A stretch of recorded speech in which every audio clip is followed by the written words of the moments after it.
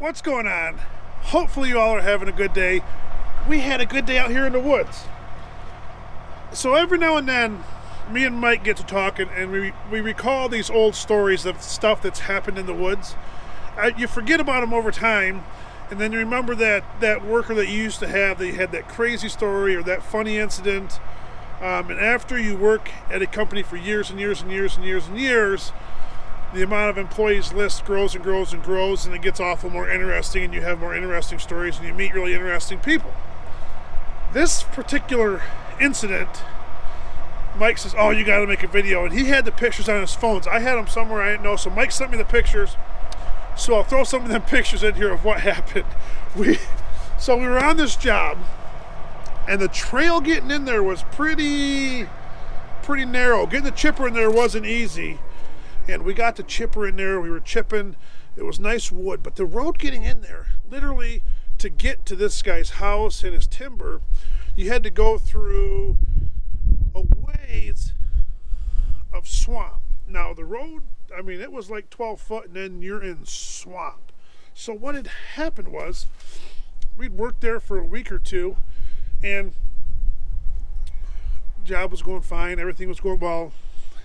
The first day somebody wiped out, he had a sign with his name on it at the end of the road, and the road was going this way and his driveway's at an angle this way, and this trucker come around and tried to go this way, and he had a nice little slamp there with his last name on it, like such and such drive.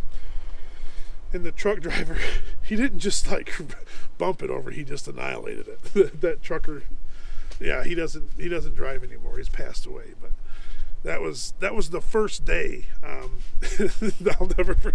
He didn't just bump it. I mean, it was wiped over. So that was the first thing.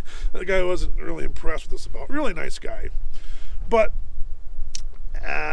it was a Friday, which always happens on a Friday, and it was the last truck out, and Mike was out in the woods, and it felt really good that Mike was out there. Mike, I don't like making calls. I don't mind. I mean, everybody out here pretty much knows what they're doing, and I can kind of keep track of everybody and get everything organized okay. But when it comes down to situations like this is when I call Mike and say, what do I do? And Mike was out there that day. He was running slash the day. I was chipping. We got a bunch of loads out. We got out early. And here was the kicker. The kicker was we were going to fish fry. And there's a place locally that we eat some fish at, and Mike says, I am craving fish. Do you want to go have some fish? I says, that sounds great. You know, Friday night, got a bunch of wood out. So I had to do something to chipper.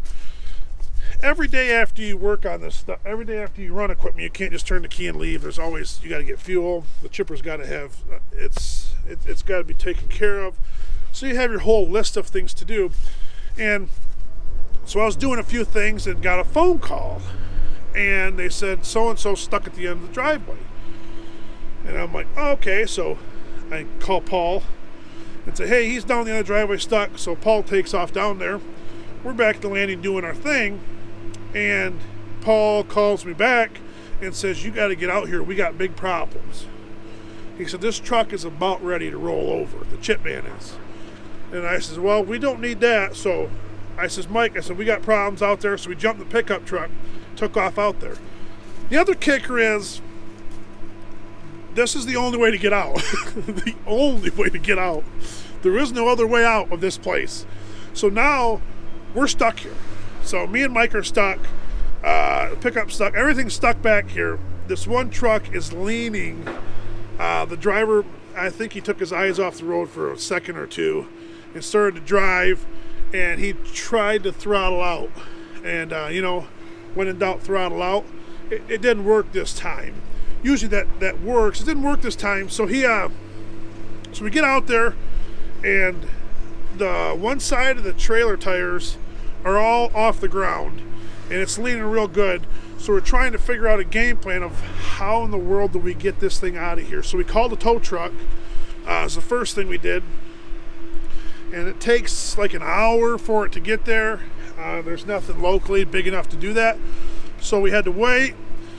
In the meantime, we're trying to figure out what to do and what not to do. You know what I mean? because we didn't want to make the situation any worse. We thought about hooking the cable to the other bumper, the bumper that was in the mud, but Paul thought that if we hooked to that and pulled on it, it would do the opposite and actually pull it under rather than over, which was a very good thought, so we didn't do that. And as the time went on, it just got worse and worse and worse. Oh, Mitchell. Yellow. Yeah, we're done loading trucks.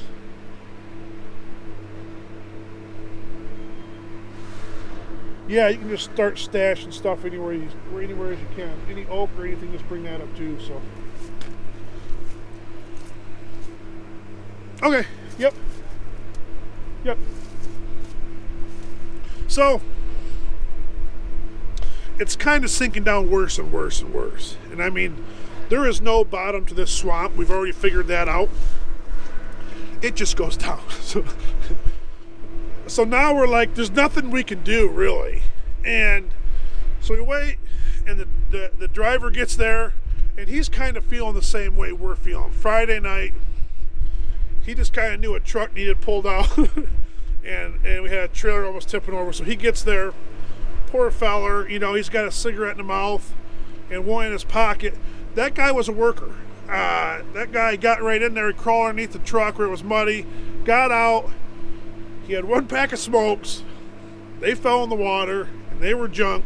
So then so now he don't have no stress reliever, and so he's getting a little, everybody's on edge. So it was just an epic scene. So what we did was he had a big, huge, wide strap. I don't know what it was, like a foot wide, a big, heavy-duty strap, and we strapped that over top of the chip van and hooked it down. Did we hook it to an axle or something, maybe? Or to the frame? Something. We hooked it. Yeah, I think we hooked it to the frame, maybe. And then we hooked that into Paulie's skidder. And then we got that done and had Paulie tighten her up good. And then that truck, his tow truck, hooked on the front. And they had to walk kind of simultaneously, and that truck was that's the other problem, is the road's good, but when you have a truck stuck like that bad and you try to pull on that truck was digging down in that driveway seriously. And it was one of those hairy moments where it's like, are we gonna make the worst thing that we could have out here is a rolled over chip van. I have never had one. I've seen some close stuff. How close they are, I don't know. This one, I've had maybe one similar to this, but that one was probably the worst one. Who was calling me now? Hello? We'll edit this out.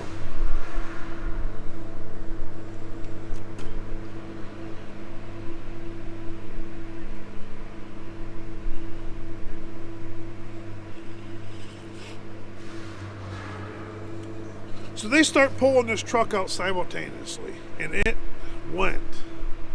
And it was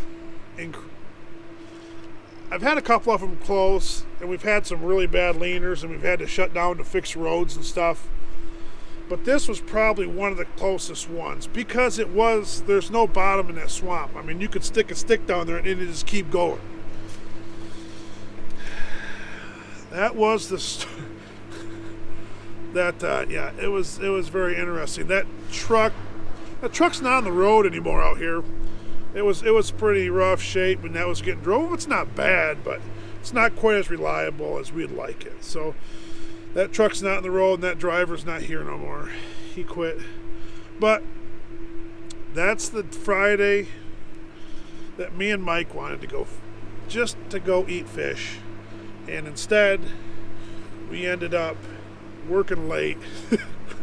And I don't think we went and ate fish. I think it was too late after that, because it it took more than an hour or 2 hours or 3 hours.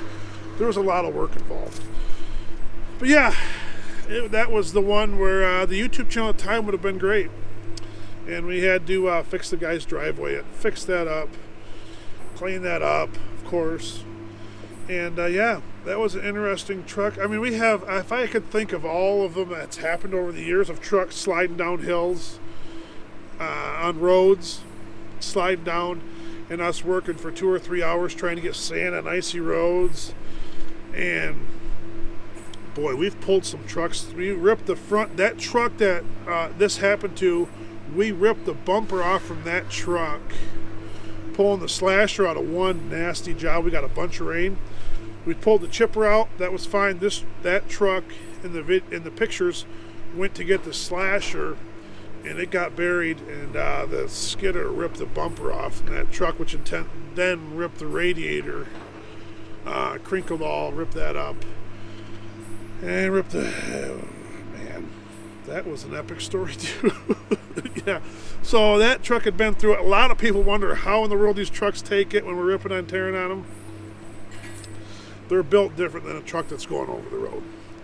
They're built just a little different. So, but yeah, that was our Friday story. Try to get out of work early. You know, you're all excited. You got your trucks out. You got all your wood out. The boss is happy. And then you get a phone call. And it takes you 3-4 hours of fighting. We didn't have to do a lot of physical labor, but it was just a lot of, hopefully this thing don't go over. I mean, it was pretty close. So, that's today's story time of almost rolling a truck over. Almost tipped a chip van over. Never seen it happen, never want to see it happen. Never want to dig one out. I just load them. I don't unload them. So, thanks for watching. Josh needs my help. Some things never change. He needs help doing little knives, little chain. You know how it is. Yeah, so I better go help the boy out there. Little Ginger. You guys have a good day. Thanks for watching. I wish I had a video, but I don't. I'm sorry. I didn't make videos back then. What do you do? Thanks for watching. And as always, just keep rolling. And if you're on the 2 tracks, stay on the trail. Don't text and drive. Stay on the trail.